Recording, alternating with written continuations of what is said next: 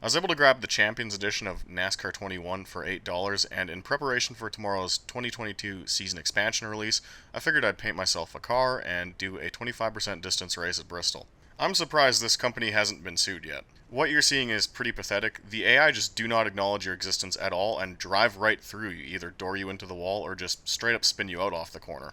You'll also notice that while the Highline is the fastest way around the track in this game, the AI just sit on the bottom, sometimes even running the apron, and that generates even more wrecks because of the huge speed disparity between what the player's capable of and what the AI is capable of. It genuinely took 8 or 9 tries just to get past the opening lap, and as you can see here, once I did, the AI is literally running the incorrect racing line, which is slowing them down, but of course, that too didn't last very long.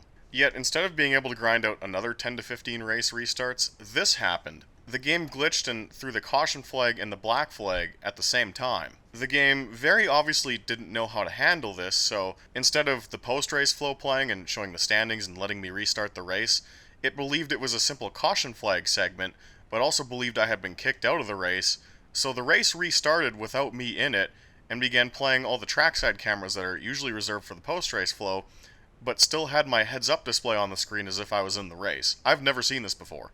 Now, obviously, I had a bit of a giggle and hit the shadow play button to record this because I knew you guys would want to see it, and then I eventually figured, I'm going to restart the race and see what happens, and this didn't actually fix it. Even restarting the race, the game was still locked in a quasi-post-race state, using these trackside cameras, yet spawning my car on the grid and letting me have full control of it. So, obviously, I let the race start just to see what happens, and predictably, I get into a crash in turn 1 because, well, I'm not controlling my car and I can't see where I'm going. Upon opting not to pit, which I'm intentionally breaking the game at this point, this still doesn't fix the issue, and my car is placed P1 on the grid for the race restart, and it just junks everybody.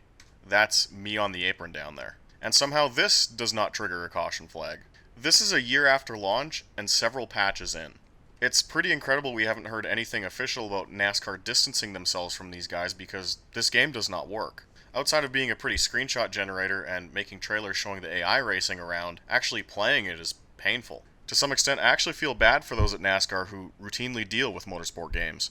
If you're any sort of outsider who doesn't play video games at all, you would see the trailers put out by motorsport games and think the game actually looks really good, because it does. You'd have no way of knowing that all of the footage shown in promotional material, shown to investors, and shown to NASCAR reps is just them filming the AI driving around and isn't actually reflective of the gameplay experience. In fact, that's one of the benefits of the ISI motor engine.